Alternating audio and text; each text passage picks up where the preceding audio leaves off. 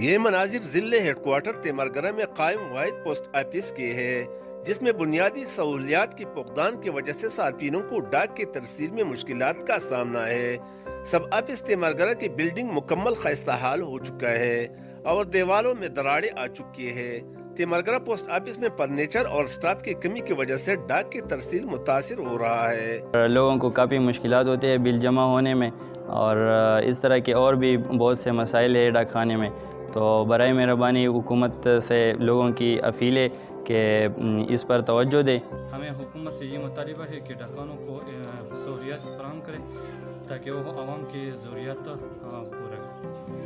3 سال قبل سابق سینیٹر زاہد خان نے تیمرگرہ پوسٹ آفس کو جی پی او کا درجہ دیا تھا، جس کے باقاعدہ افتتاح بھی ہوا تھا، مگر اس پر ابھی تک کوئی عملی کام کا آغاز نہیں۔